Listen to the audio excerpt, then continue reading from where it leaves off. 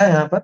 अब अपन प्रत्येक रविवार को जो थोड़े बहुत अपने प्रश्नोत्तर चला करते हैं, कुछ और विशेष चर्चा भी होती है, वो देखते हैं। बोलिए। गुण और शक्ति में क्या डिफरेंस है? हाँ, गुण और शक्ति में क्या अंतर है? वैसे गुण और शक्तियों को तो एक कहा जा सकता है। प्रश्न तो ये होना चाहिए था, गुण शक्ति और धर्म में क्या अंतर है? क्योंकि धर्म नाम भी आता है, गुण और शक्तियां भी आती हैं। धर्म होता है ना, जैसे अपन कहते हैं कि वस्तु में अनंत अनंत धर्म है, अनंत धर्मात्मक वस्तु है, तो अनंत धर्म भी है, अनंत गुण भी हैं, अनंत शक्तियां भी हैं। तो इनमें क्या अंतर है? गुण और शक्तियों को तो अपन एक कह सकते हैं, है ना, उनको तो एक कहा जा सकता है। बाकी धर्म अलग चीज है ना। धर्म एक तो जोड़े से होते हैं, जैसे नित्यत्व अनित्यत्व, आया समझ में, अस्ति नास्ति, ये धर्म है। तो धर्म वस्तु को समझने में काम आते हैं। धर्म से क्या कहें अपन उसको, कि धर्म उस वस्तु के ऐसे अंश नहीं है जैसे शक्ति और गुण है। समझ में आ रही बात? इसको ऐसे समझना कि धर्म की पर्याय नहीं होती, धर्म की पर्याय नहीं होती, गुण और शक्ति की पर्याय होती। बहुत से गुण और शक्तियां समान हैं, जैसे ज्ञान शक्ति और ज्ञान गुण, है ना। ज्ञान शक्ति भी कहते हैं अपन इधर, चिति दृषि, ये सब शक्तियां भी कहलाती है ना। तो शक्ति और गुण को तो कदाचित एक कह भी सकते हैं अपन, लेकिन धर्म इनसे अलग चीज है ना। गुण और शक्तियों में बहुत अंतर नहीं है, लगभग लगभग एक जैसी चीजें हैं। कभी कभी कोई ऐसी शक्ति होती है कि जो शक्ति है, जैसे भव्यत्व शक्ति, भव्यत्व शक्ति का परिणमन समाप्त हो जाता है। कब? सिद्ध बने उसके बाद शक्ति, वो भव्यत्व शक्ति समाप्त। क्यों समाप्त क्यों हो गई? कि भव्यत्व शक्ति का काम ही ये है कि ये इस जीव को, वो सिद्ध सिद्ध बन जाएगा वहां तक। अब सिद्ध बन गया, अब उसको क्या सिद्ध बनना है? समझ में आ रहा है? सिद्धों को अब और क्या सिद्ध बनना है, तो भव्यत्व समाप्त हो जाता है। ऐसे ही अपन कहें, जैसे खैर क्रियावती शक्ति तो वास्तव में एक गुण है, एक स्थान पे दूसरे स्थान पर जाने का, एक वो उसका क्या कहें, एक ऐसी सामर्थ्य है। तो शक्ति सामर्थ्य का नाम है, उसको अपन गुण के नाम से भी जानते हैं। कुछ कुछ शक्तियां ही बस ऐसी मिलेंगी आपको कि जो थोड़ी सी अलग चलेंगी गुणों से। जैसे भव्यत्व की अपन ने बात की, उसका परिणमन वहां समाप्त हो जाता है। ऐसे ही और देख सकते हैं अपन, विरुद्ध परिणमन करने की शक्ति, वो कोई गुण नहीं है ना, वो एक सामर्थ्य है इसकी। विरुद्ध परिणमन करने की शक्ति है ना, वो भी शक्ति है, जीव और पुद्गल में है। इसको विभाव शक्ति भी कहा जाता है समझ में, विभाव शक्ति, वो विभाव है, विपरीत परिणमन करने की ताकत है इन दोनों में। करते ही है, जीव का स्वभाव नहीं है राग द्वेष, लेकिन राग द्वेष रूप परिणमन हो जाता है, कर लेता है, ऐसा समझ में। बाकी धर्म अलग चीज है। धर्म अधिकांश तो विरोधी मिलेंगे। विरोधी का मतलब अपोजिट, ऐसा ऐसा विरोधी नहीं कि ये एक दूसरे को नहीं होने देंगे, साथ साथ रहते हैं, साथ साथ रहने पर भी विरोधी। जैसे आ, यूं कह सकते हैं अपन कि जैसे सेना और पुलिस है। सेना का काम बाहरी राष्ट्रों से अपने देश की सुरक्षा करना, और पुलिस का काम कि अंदर का ही सब व्यवस्था मेंटेन करके चलना। ऐसा ही है ना। तो ऐसे इसमें समझ सकते हैं अपन विरुद्ध धर्मों में। जैसे समझ लीजिए नित्य, अपन कहें कि सत और असत। तो सत वो स्वयं से, स्वयं की सत्ता से सत, और अन्य द्रव्य की अपेक्षा असत, ऐसा। नित्य अनित्य धर्म है, इसी तरह के और भी चलते हैं। तो ऐसा वो अंतर उनमें समझना चाहिए। बोलो। एक क्षेत्र अवगाह संबंध मतलब क्या? और जब भी कहीं पे भी हमें दर्द होता है तो उसका जो वेदन होता है वो एग्जैक्ट कहाँ होता है वेदन? एक सेकेंड, ये एक बीच में पहले ये वाली बात पूरी कर लेते हैं अपन।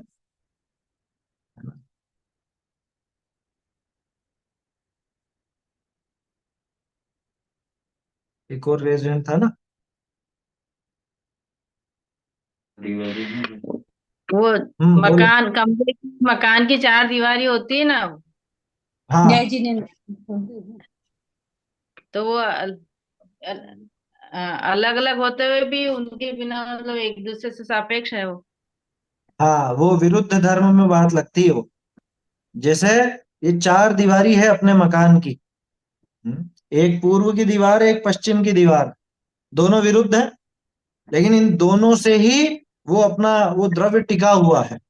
उन दोनों की ही जरूरत है। ऐसा नहीं है कि दोनों विरोधी हैं तो एक दूसरे को रहने नहीं देंगे, वो दोनों मिलकर के छत को झेलती हैं। ऐसा समझ, तो धर्मों में और गुण और शक्तियों में इस तरह से अपने को समझना चाहिए। चलिए, अभी एक और प्रश्न क्या आया, वो एक क्षेत्र अवगा संबंध माने क्या है ना। पहला तो यही था ना, एक क्षेत्र अवगा संबंध किसको कहते हैं? एक क्षेत्र में रहना। ठीक है, एक क्षेत्र अवगाह, अवगाहन यानी उसमें फैलना, उसमें व्याप्त होना। जैसे यूं समझ लो, दूध है, ये आपको मालूम है ना, दूध में पानी शुरू से ही मिला हुआ रहता है। गाय के थन से ही जब वो दूध निकलता है, उस दूध में पानी का अंश है ही सही। किस जगह है? कि जिस जगह दूध है उसी जगह पानी है। ये एक क्षेत्र होगा संबंध है। तेल और पानी का उदाहरण मत लेना, तेल और पानी अलग अलग है। क्योंकि तेल और पानी को आप कितना भी मिलाने की कोशिश करो, तेल ऊपर आ जाएगा, पानी नीचे बैठ जाएगा। ये होगा ही होगा, 100% होगा। तो तेल पानी का एक क्षेत्र होगा संबंध नहीं है।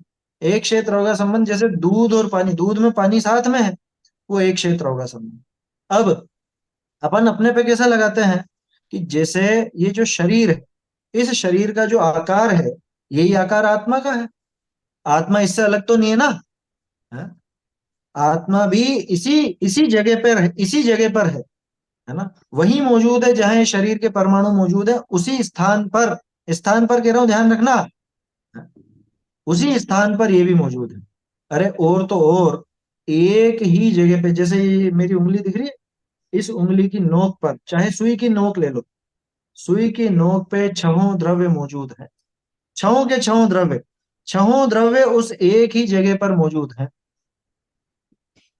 एक क्षेत्र होगा संबंध किन किन का कहलाता है? कि जिनका साफ साफ नजर आता है कि ये साथ साथ ही चल रहे हैं, जैसे ये जीव और शरीर, इनका एक क्षेत्र होगा संबंध अपन देखते हैं, है ना। एक क्षेत्र होगा संबंध माने यहीं पर ये शरीर भी मौजूद है और यहीं पर ये जीव भी मौजूद है। ऐसा एक क्षेत्र होगा संबंध होता है ना। दूसरा क्या प्रश्न था इसमें? जब भी हमें कहीं पे भी वेदन होता है तो वो एग्जैक्ट वेदन होता कहाँ पर है? जैसे बोलते हैं ना कि सिर दर्द कर रहा है तो मुझे उसका ज्ञान हो रहा है, तो वो हाँ, वेदन एग्जैक्टली नहीं कहा। वो तो कहीं भी हो सकता है।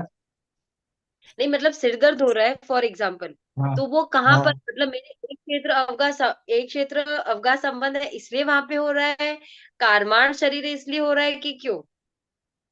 कार्बन शरीर का कोई लेना देना नहीं, उसमें लेना देना का मतलब कि वो निमित्त तो वही है ना, जो कर्म है। जैसे असता वेदनी है, असता वेदनी का उदय आया तो आपको सिर दर्द हुआ। अब सिर दर्द के लिए सिर भी चाहिए, तो सिर भी उसी जगह है, और इसी जगह आपको वो दर्द होना, इसी जगह वो महसूस होना है, तो वहां आत्म प्रदेश भी मौजूद है। आया समझ में? ज्ञान मौजूद है। तो वास्तव में तो वो जो कुछ भी हो रही है शारीरिक प्रक्रिया, वो शरीर में हो रही है, और जानने का काम वो जीव में हो रहा है। तो समझ में दर्द ही बात? शरीर में हो रहा देखो, दर्द का वेदन कौन कर रहा है? है, मैं कर रही दर्द हूँ ना का वेदन वेदन। तो जीव कर रहा है ना। वो जीव कर रहा है, शरीर नहीं कर रहा है। शरीर को कोई वेदन नहीं होता है। शरीर को तो जला देते हैं ना। कोई मर जाता है तो शरीर को तो जला दिया जाता है। वो जलन कितनी लगती है उसको ये बताओ? जलन तो बिल्कुल भी नहीं लगती है। जैसे मुर्दे को वो जंगली जानवर नोच नोच के खाएं, चील कौवे नोच के खाएं, तो उसको क्या फर्क पड़ता है? और आपको एक चींटी या एक मच्छर भी इसे काटे तो आपको बहुत दर्द होता है। समझ में आई बात? अच्छा, एक और चीज है, दर्द कितना होगा ये इस प्रश्न में शामिल करना चाहिए था। दर्द कितना होगा ये एक प्रश्न बनता है। ज्यादा बड़ी चोट लगी हो तो ज्यादा दर्द होगा, और कम चोट लगी हो तो कम दर्द होगा, ऐसा है क्या? दर्द कितना होगा या कितना होना चाहिए, ये सोचने की बात है। जितना राग होगा, जितना ममत्व होगा, उतना दर्द होगा। आया समझ में? हमारे घर के छोटे छोटे से मच्छर हैं, कोई बहुत बड़े मच्छर नहीं अपने घरों में, और हमको तो जरा सा काटते हैं तो हम तो उछल जाते हैं। और मुनिराज के वो बड़े बड़े डांस मच्छर, कल अपन ने चर्चा की थी ना मुनिराज की, है, शरीर की तरह तरह की अवस्था होती है। तो वहां पे उनको वो इतने खतरनाक मच्छर हैं, कीड़े हैं और वो सब हैं, वो उनको काटते हैं, उनको तो दर्द ही नहीं। और यहाँ अपने को तो और कितना दर्द हो रहा है, कितना दर्द हो रहा है, यहाँ जरा सी चोट लग जाए तो हाय तो वह मचा लेते। एक और चीज, मुनिराज और अपने उदाहरण से नहीं आए समझ में तो अपने ही उदाहरण से लो। एक छोटा बच्चा है ना, छोटा बच्चा गिर गया, और गिरते ही बहुत जोर जोर से रोता है ना, 1.5-2 साल का बच्चा बहुत जोर से रोता है, कोई ज्यादा लगी नहीं है उसके, गिरा है ना, समझ में ही बात, गिरा है, और थोड़ी सी चोट भी आई होगी, लेकिन कोई ऐसी चोट नहीं है कि उसमें घाव हो गया या कोई हड्डी टूट गई या कुछ हो गया, ऐसा कुछ भी नहीं है। वो रोता है, बहुत जोर जोर से रोता है, उसकी माँ उसको चुप कराती है तो भी आसानी से चुप नहीं होता। और मान लो आप गिर गए तो कुछ नहीं, उठ के चल देंगे, ऐसे मान लो फिसल गए, थोड़ा सा गिर गए, है ना, कोई ऐसी चोट नहीं लगी, उठ के चल देंगे। ये अंतर क्यों आ गया कि जब हम 1-1.5 साल के थे तब तो बहुत बहुत रोने लग जाते थे जरा सी चीज में। वो सुई लगती है, जरा सी सुई, इंजेक्शन लगता है ना, वहां पे अस्पतालों में जो इंजेक्शन लगता है, वो इंजेक्शन का कितना भयंकर दर्द होता है। हम्म? कि इंजेक्शन तो दोनों को समान है, चाहे वो एक छोटे से बच्चे को लगे, चाहे वो एक बड़े वयस्क व्यक्ति को लगे। लेकिन बड़ा व्यक्ति होता है वो तो जाके लगवा लेता है, कुछ कुछ नहीं, जरा सा मच्छर काटे जैसा लगता है और अपने काम पे लगता है। और वो बच्चा उसमें हाय तौबा मचा देता है। कारण क्या, ये धीरे धीरे, एक तो उसका अभ्यास भी हो गया, अभ्यास हो गया का मतलब कि भाई ये चीजें ठीक है, नॉर्मल है शरीर के हिसाब से। दूसरा, अब वैसा राग नहीं रहा, है ना, ऐसा नहीं रहा कि हम जरा से में उसको सहन नहीं कर सके, या वो थोड़ी समझदारी भी आ गई। तो रागी रागी में भी अंतर दिखेगा, और रागी और विरागी में तो अंतर दिखेगा ही दिखेगा, समझ में ही बात है। दो उदाहरण अपन ने इसलिए लिए, एक तो मुनिराज और हमारी तुलना, दूसरा हम में ही एक बच्चे की और एक वयस्क की तुलना। तो रागी और रागी में भी अंतर दिख रहा है, और रागी और विरागी में भी अंतर दिख रहा है। तो कहने का अर्थ यह है कि दर्द कितना होगा, कि जितना आपका उस शरीर के प्रति ममत्व होगा, राग होगा, उतना दर्द होगा। आया समझ में, उतना ही दर्द महसूस करेगा। सर मुनिराज को वो अनुभाग का दर्द क्या होता ही होगा? नहीं है, है? सर अनुभाग का क्या होगा फिर, अनुभाग का?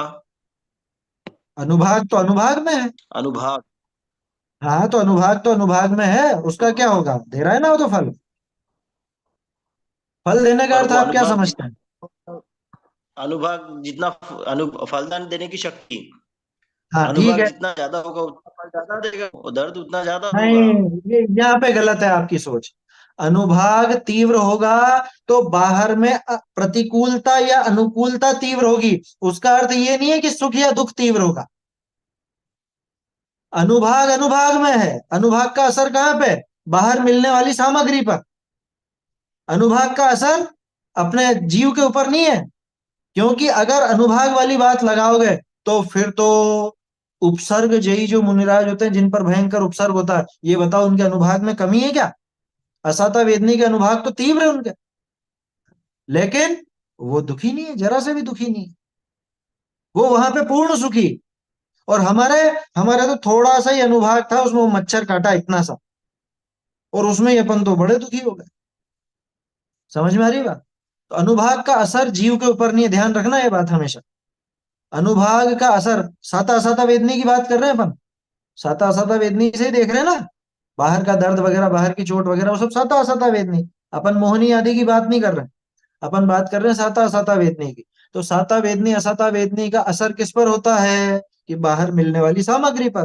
कि बाहर जो अनुकूलता मिल रही है वो साता वेदनी के उदय में, बाहर जो प्रतिकूलता मिल रही है वो असाता वेदनी के उदय में। तो असाता वेदनी का अनुभाग तीव्र है तो प्रतिकूलता तीव्र होगी, है ना। साता वेदनी का अनुभाग तीव्र है तो अनुकूलता तीव्र होगी। लेकिन इससे ये कहाँ निकला कि अनुकूलता ज्यादा होने पर ये जीव सुखी हो जाएगा और प्रतिकूलता ज्यादा होने पर ये जीव दुखी हो जाएगा, ये तो बात है ही नहीं। बाहर की वस्तुओं से, कर्म के उदय से जीव के सुख दुख का कोई संबंध नहीं। क्या बाहर की वस्तुएं और उसके उसमें जो निमित्त बनता है वो कर्म, इन दोनों का जीव के सुख और दुख से कोई संबंध नहीं है। क्योंकि अगर जीव का सुख दुख इन पर निर्भर करने लगा तो फिर तो कोई भी सिद्ध नहीं हो सकता, फिर तो कोई सिद्ध नहीं हो सकता। अंतःकृत केवली कैसे हो जाते हैं? बाहर में इतनी तीव्र प्रतिकूलता होने पर भी वो अपने आत्म स्वरूप को ध्यान करके और अपना कल्याण कर लेते हैं, सुखी हो जाते हैं। और हम घर में बैठे बैठे भी नहीं हो पाते, अनुकूलता में बैठे बैठे। तो अनुकूलता प्रतिकूलता का सुख दुख से कोई लेना देना नहीं है। साता असाता वेदनी का लेना देना अनुकूलता प्रतिकूलता से है, जीव के सुख या दुख से नहीं, है ना। अरे भरपूर अनुकूलता हो लेकिन ये जीव दुखी, और भरपूर प्रतिकूलता हो तो भी ये जीव सुखी। ऐसे ऐसे उदाहरण नहीं देखते हैं कि अपन आज के दौर में ही देखते हैं। मुनिराज का उदाहरण मत लो, यूं ही देख लो लोकल में ही, मतलब अपने रोजमर्रा के उदाहरणों में सारी अनुकूलता है, क्यों आत्महत्या कर लेता, क्यों नींद की दवाइयां लेनी पड़ती है, क्यों टेंशन है, सब अनुकूलता होने पे भी। रुपये संबंधी सब, मतलब आर्थिक दृष्टि से देखो तो भी सांता वेदनी जबरदस्त, शारीरिक भी बहुत अच्छा है सब, है ना। और चीजें भी सब अच्छी हैं, घर वाले भी सब कहना मानने वाले हैं, और सब बढ़िया चल रही है, कंपनियों का मालिक है, ऐसा है वैसा है, और उसके बाद भी नींद ही नहीं आ रही, टेंशन टेंशन टेंशन, और कुछ भी नहीं। क्या है असता का उदय, क्या है उसके बताओ। वो जो चाह है ना, चाह, अंदर में जो चाह है, एक वो राग है, ऐसा भाव है कि मुझे व्यापार को इतना बढ़ाना है, मुझे व्यापार को इतना बढ़ाना। अब इसमें असता वेदनी का क्या काम है? असता वेदनी का तो कोई भी काम नहीं। हर तरह से साता, घर की साता, परिवार की साता, रुपए पैसे की साता, शारीरिक स्वास्थ्य भी उसको बना हुआ है, लेकिन उसके बावजूद वो दुखी। और एक गरीब मजदूर है कि जिसको अगले दिन का भी खाने का नहीं हो, तो भी बिल्कुल शाम को छुट्टी हुई, अपने पैसे लिए, आया घर पे, खा पी करके मस्त, आ जावे कोई भी नहीं जाना, कितना ही बड़ा सेठ बुलाना, आ जावे कि चल भैया चल और रुपए ले, नहीं, दिन अस्त मजूर मस्त, कि अब नहीं जाना कहीं पर भी, वो मस्त है। अब वो टेंशन में है सेठ, सोचो तो सही। तो बाहरी अनुकूलता प्रतिकूलता का या उस साता असाता वेदनी का जीव के सुख दुख से कोई संबंध नहीं है, ये पक्का मान के चलो, है ना। ठीक है, चलिए, है ना, 3 रेज हैंड है। पंडित, मेरा तो कुछ हाँ बोलिए। ऐसे हाँ हाँ जनरल एक क्वेश्चन है कि हम हमेशा पढ़ते हैं कि पुष्पदंत भगवान के बाद धर्म विच्छेद हुआ, तो ये धर्म हाँ। विच्छेद जब एक एक तीर्थंकर के बीच में शांतिनाथ भगवान तक हुआ, तो मेरे को ये हमेशा जिज्ञासा रहती है कि तो क्या पूरा धर्म ही चला जाता है? क्या मंदिर भी नहीं रहते, श्रावक भी नहीं रहते, कुछ भी नहीं रहता क्या? कैसा रहता है, मतलब वो समय कैसा रहता है? देखो वो समय ऐसा समझना चाहिए कि उस दौर में मुनिराज भी नहीं रहेंगे, है ना। और सही बात है, आप कह रहे हो, जो शायद जिनालय वगैरह भी नहीं हो, है ना, श्रावक वगैरह भी नहीं हो सकता है, कोई बड़ी बात नहीं है। तो धर्म की विच्छित्ति का अर्थ तो यही होता है ना। हाँ कुल मिला के मोक्ष मार्ग तो बंद नहीं होता, लेकिन हाँ। धर्म साधन करने वाले जीव या धर्म साधन करने की वो वस्तु, ये जो जिनायतन है, ये सब उस दौर में नहीं मिलते, ऐसा तो लगता है। तो सभी मतलब अन्यमति वाले होंगे, ऐसा समझना क्या? कि जैन होंगे ही नहीं, ऐसा समझ या क्या? देखो हुंडा और सर्पिणी में तो अन्य मत का प्रभाव ज्यादा है, ये तो स्पष्ट है। हुंडा और सर्पिणी में ही इनका प्रभाव ज्यादा रहता है अन्य मतों का।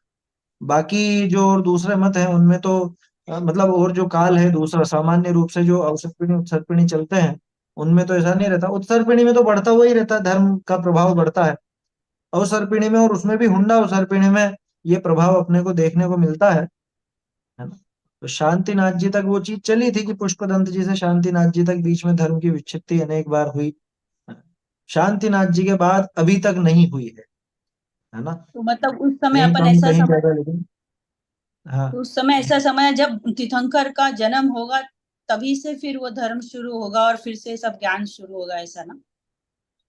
नहीं नहीं, ऐसा देखो, तीर्थंकर का जन्म तो अभी बहुत समय है होने में, लेकिन धर्म तो चल रहा है, अभी हम्म। चलेगा। कहाँ तक चलेगा कि पंचम काल के अंत तक चलेगा, उसके बाद विच्छित्ति हो जाएगी।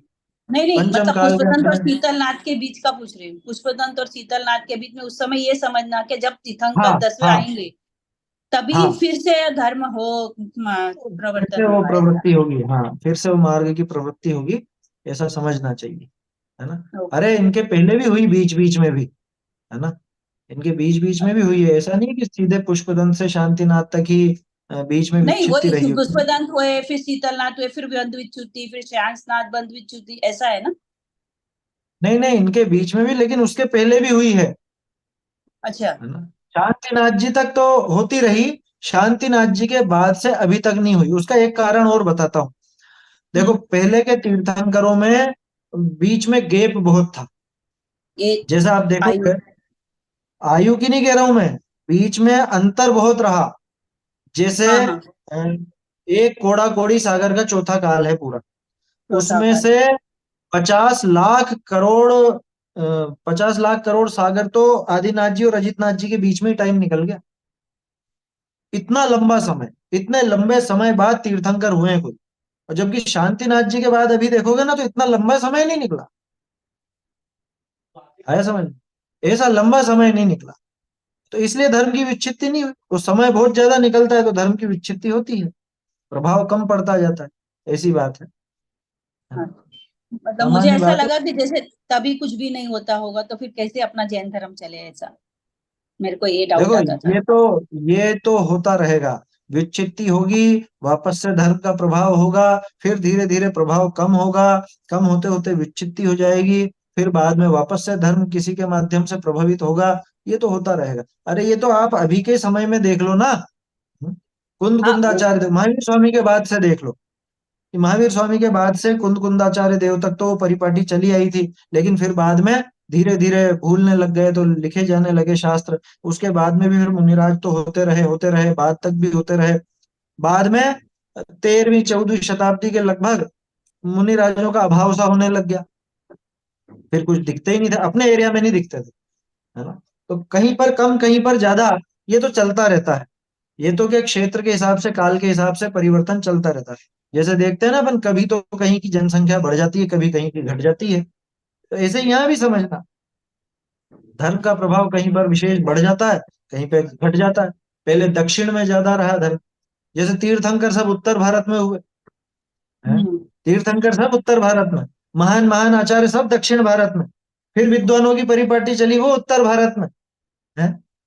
तो ये तो होता रहता है, इसमें कोई ऐसी विशेष बात नहीं, होता रहेगा, इसमें ज्यादा विचार भी नहीं करना। इसमें खास बात यही है कि भैया अपना काम करके निकल लो, अपना कल्याण कर लो, इसमें ही सार है, यही एकमात्र करने लायक है। बाकी तो देखो, धर्म का ह्रास भी होना है, वो अपन जानते हैं, हालांकि दुख की बात है और खेद भी अपने को होता है, लेकिन होना है वो, उसका कर क्या सकते हो आप, चाह करके भी कुछ नहीं कर सकते, ऐसा है। तो उसमें तो यही है कि अपने को ये समय मिला, ये भाग्य भी मिला, सच्चे देव शास्त्र गुरु का योग मिल गया, तो अब के से ये काम कर ही लेना, ये काम अधूरा नहीं छोड़ना, सम्यक दर्शन लेकर के ही अगले भाव में जावें, ऐसी भावना बना। और ये सब भावना भाने से काम नहीं चलता, पुरुषार्थ करना है। क्योंकि भावना तो खूब ही भाव है अपन, पुरुषार्थ करे ही नहीं कि साहब हमारी इच्छा तो बहुत है, इच्छा तो बहुत है, इच्छा तो बहुत है सम्यक दर्शन हो जाए, है। ये इच्छा से क्या होगा, ये कर क्या रहा है तू सम्यक दर्शन के लिए, है। तो ऐसा वहां पे अपने को प्रयास करना चाहिए।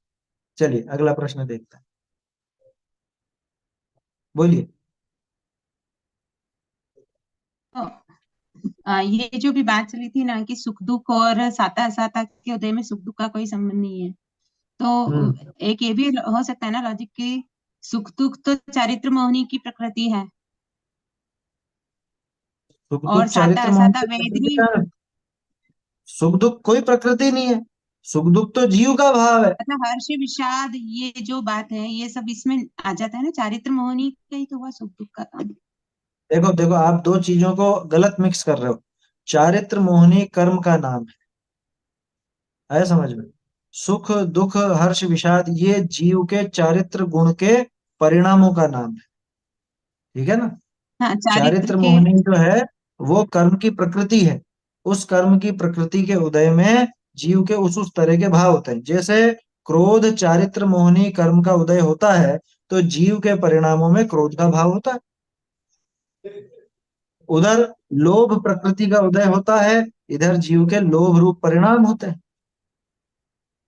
समझ में आई बात? जीव के भावों के अलग अलग नाम है ही नहीं असल में। जीव के दो ही भाव, एक स्वभाव और एक विभाव। समझ में आई बात? इस बात को ढंग से सुनना, समझना। जीव के दो ही भाव, एक स्वभाव और एक विभाव, दो ही तरह के परिणमन। अब कि किस विभाव के समय कौन सा कर्म उदय में है, इससे अपन ने उस विभाव को नाम दे दिया। क्रोध वास्तव में जीव का परिणाम नहीं है। मतलब क्रोध जीव का, क्या कहें अपन, जीव की संपत्ति स्वभाव नहीं है। क्रोध, सुनिए पहले, सुन लीजिए ध्यान से। क्रोध जो है वो चारित्र मोहनी की प्रकृति का नाम है। चारित्र मोहनी की क्रोध प्रकृति का जब उदय होता है, उस समय जीव का जो विकार है उसको हम क्रोध के देते हैं। जीव का स्वभाव तो क्षमा है, क्षमा जीव का स्वभाव है। क्रोध कर्म की प्रकृति है। जब क्रोध कर्म की प्रकृति का उदय होता है, उस समय क्षमा स्वभाव रूप परिणमन न होकर के कुछ विकारी परिणमन होता है, जिसको हमने क्रोध नाम दे दिया। क्यों? क्योंकि वो क्रोध प्रकृति का उदय है। ऐसे ही मान प्रकृति का उदय होता है, तो इधर ये जीव के अपने आप ही, ये किसका माइक चालू है देख लीजिएगा। जब मान प्रकृति का उदय होता है, उस समय जीव का जो विभाव होता है उसको अपन ने मान नाम दे दी।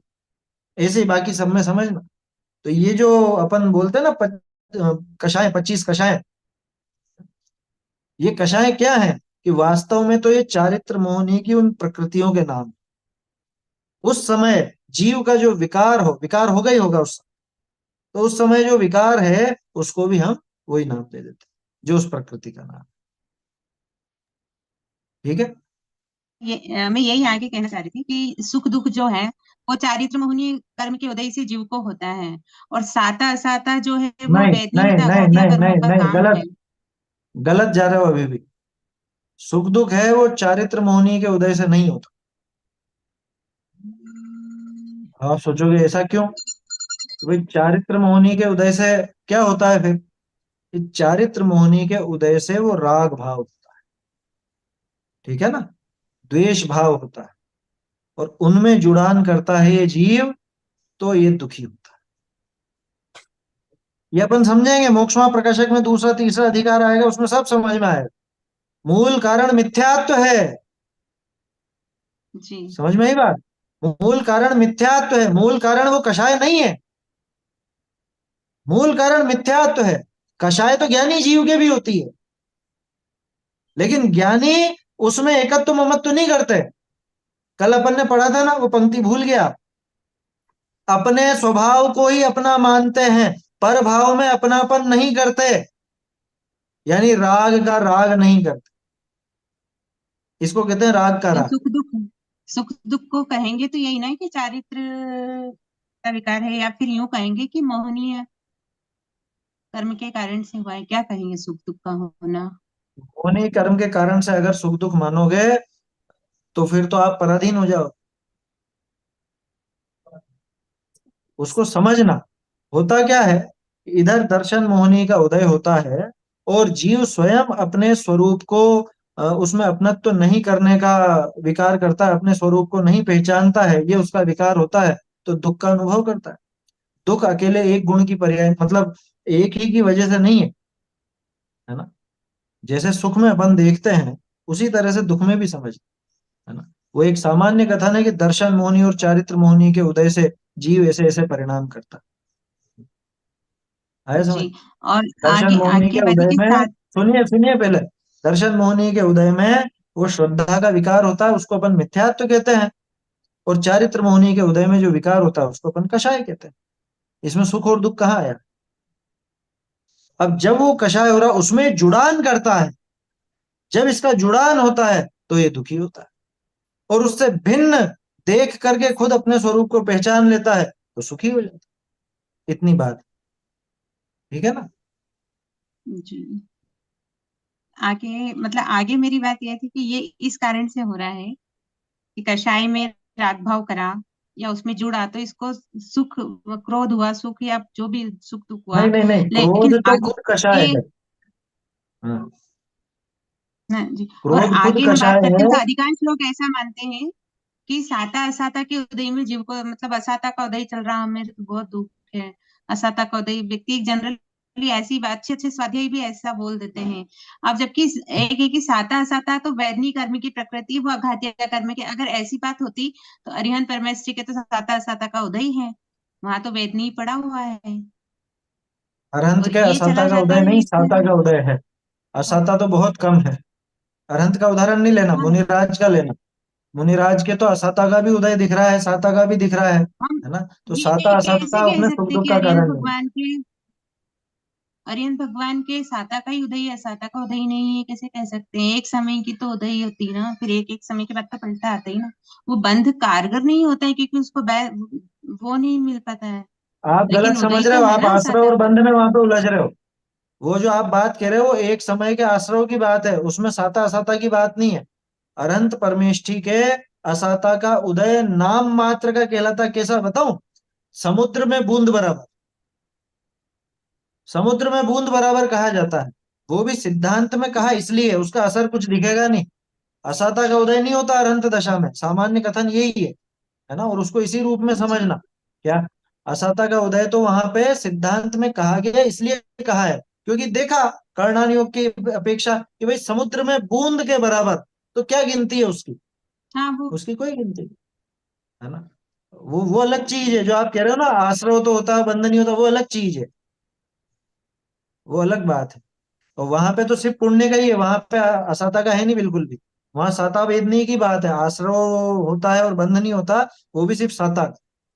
ये ध्यान रखना, ठीक है ना।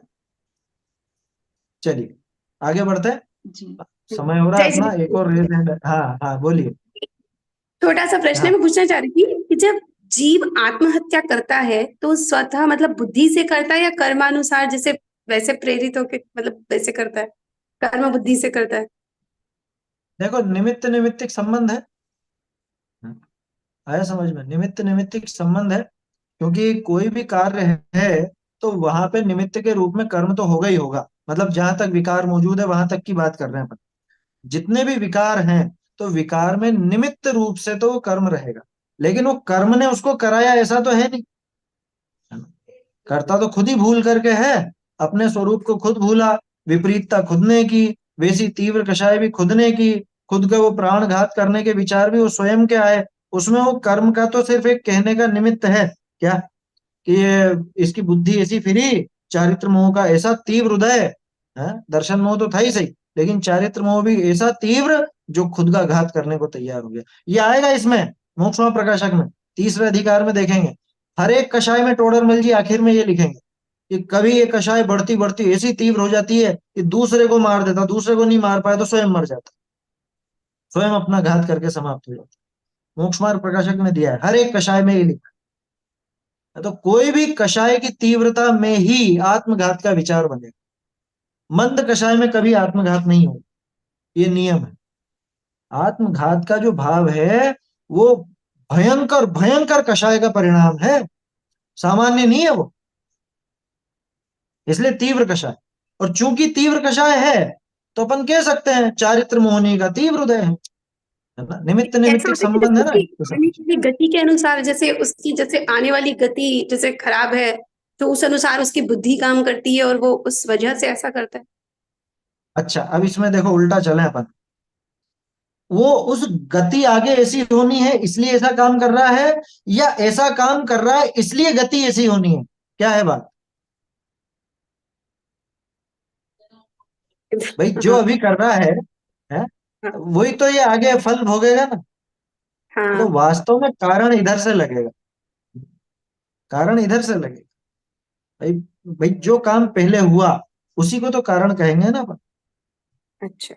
तो जैसी मति वैसी गति, और जैसी गति वैसी मति, ये कथन आपने सुना होगा खूब।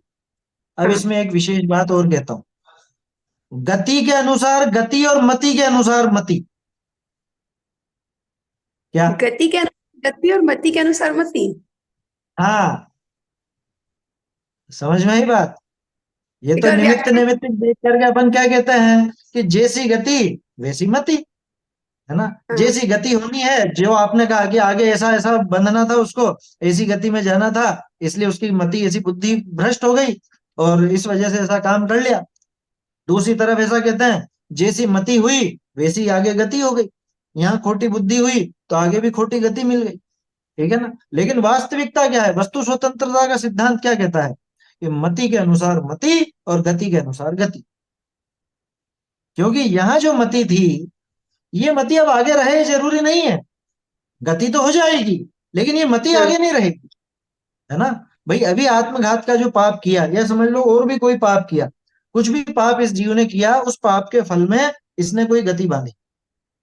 अब जो भाव यहाँ पे किए थे पाप करते समय, जरूरी तो नहीं यही भाव आगे रहेंगे, गति तो बंध गई लेकिन वो गति अलग आ रही है और ये भाव अलग चल रहे हैं। जैसे अधिकांश धर्मात्माओं पर अपन जो उपसर्ग होता हुआ देखते हैं, ये उपसर्ग कोई तत्काल के तो नहीं है, मतलब तत्काल के भावों के फल तो नहीं है, ये तो पिछले किए हुए भावों के ही फल होंगे ना। पहले बांधा था पाप, जो पहले बांधा था उस टाइम तो पाप का भाव था, तो वो मति थी, ठीक है, और उसके हिसाब से ये गति यानी कि ऐसी दशा बनी। लेकिन अब ये बताओ, ये दशा तो अभी चल रही है, वो मति कहाँ है? वो मति तो नहीं, अब तो पूरे सुधर चुके हैं। तो मति के अनुसार मति और गति के अनुसार गति, ये वस्तु स्वतंत्रता का सिद्धांत है। तो जैसे सामान्य कथन ऐसा अपन देते हैं, हैं? आत्महत्या अकाल मृत्यु कही जाएगी या जैसे मतलब समय अनुसार ही वो कही जाएगी? जैसे छोटी एज में अगर कोई दोनों कर दोनों दोनों कह सकते हैं। देखो एक चीज तो ये समझ लेना कि अकाल मृत्यु नाम की कोई चीज नहीं होती, नहीं होती। अकाल मृत्यु नाम की कोई चीज नहीं होती, उसको आचार्यों ने आयु का अपवर्तन कहा। हम लोगों ने अकाल मृत्यु नाम दे दिया। क्यों नाम दे दिया? कि अपन ने सोचा कि भाई एक सामान्य व्यक्ति की उम्र कितनी है, 70 80 85 90 जो भी, इतने में होकर के मरे तो अपन उसको कभी अकाल नहीं कहते, है ना? और जिसको नेचुरल डेथ कहा जाता, अब वो नेचुरल डेथ अगर पहले हो जाए, मतलब नेचुरल डेथ ना हो करके उसका मरण 20 30 40 50 साल की उम्र में हो जाए तो, और अकाल मौत हो गई, अकाल मौत। अकाल मौत का सीधा सा नियम यह है कि जिसमें काल मुख्य ना दिख करके कोई और कारण मुख्य दिखे।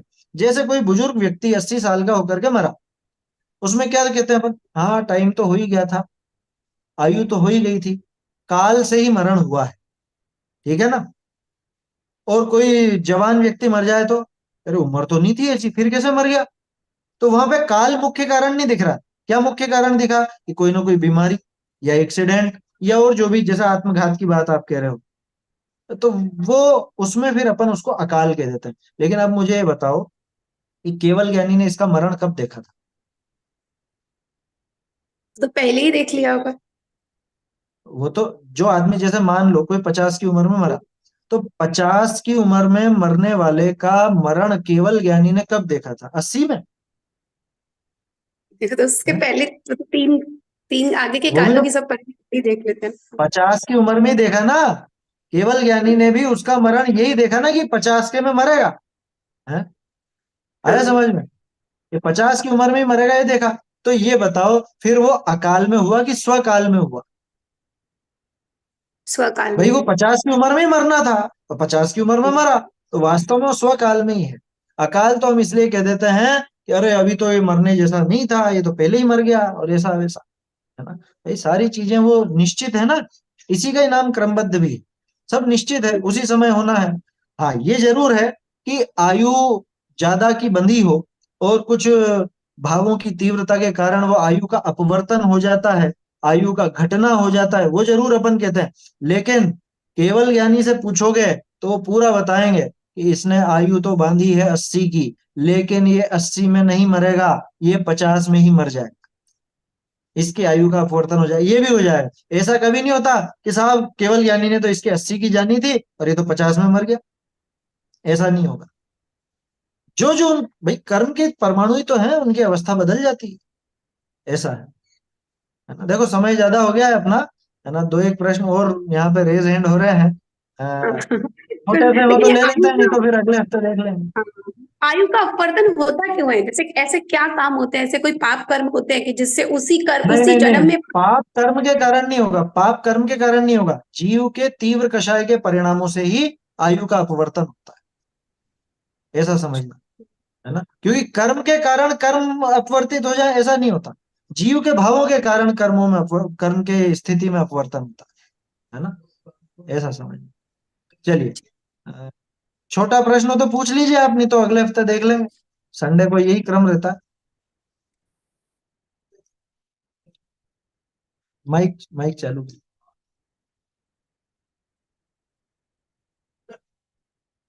माइक बंद है आपका।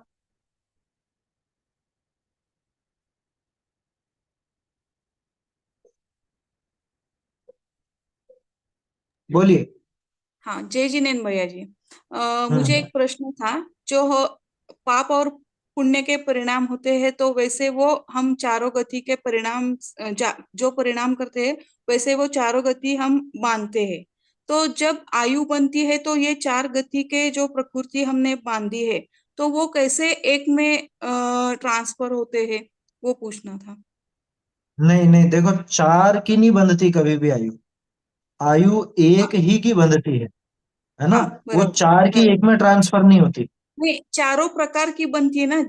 हर समय में हमें जो पाप पुण्य परिणाम होते हैं, कभी पाप के होते हैं तो पाप प्रकृति बनती है, कभी पुण्य के हाँ परिणाम होते हैं तो पुण्य प्रकृति बनती है। जब आयु बनती हाँ। है, तो फिर वो सब जो चार गति के ये बांधे थे प्रकृति, तो एक हम्म। आयु में ट्रांसफर कैसे हो सकती है वो? नहीं नहीं नहीं, आपने असल में उस चीज को आप नहीं समझे।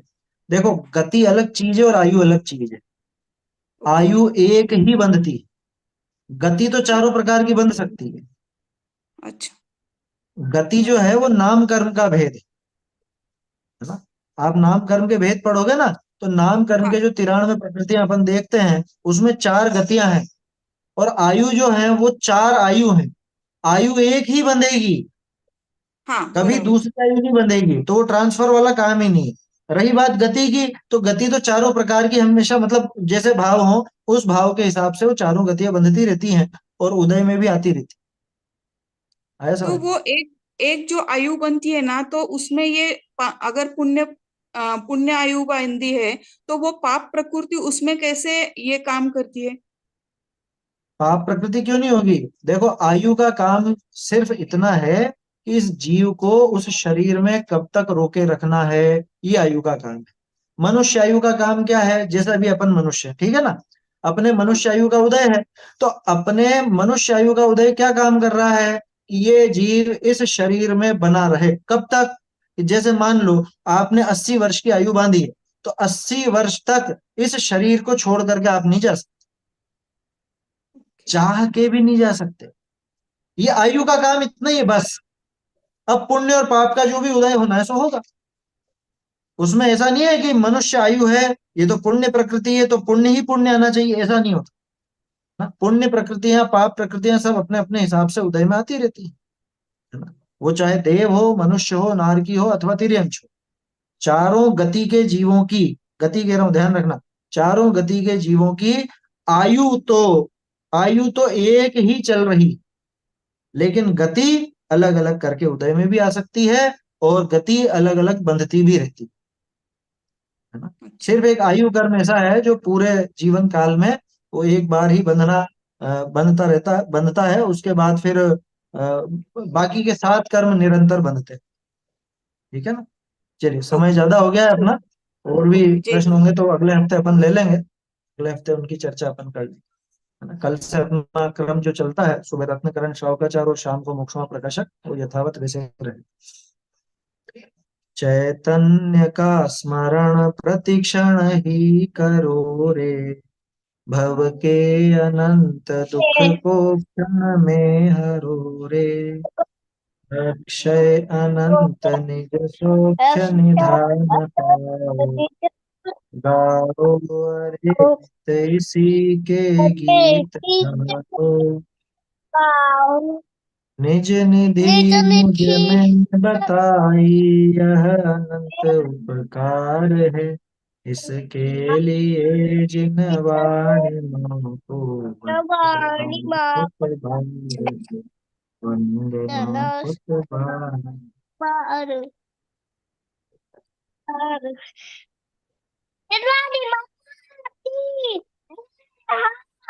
जिनवानी माता की जय हो, जिनवानी माता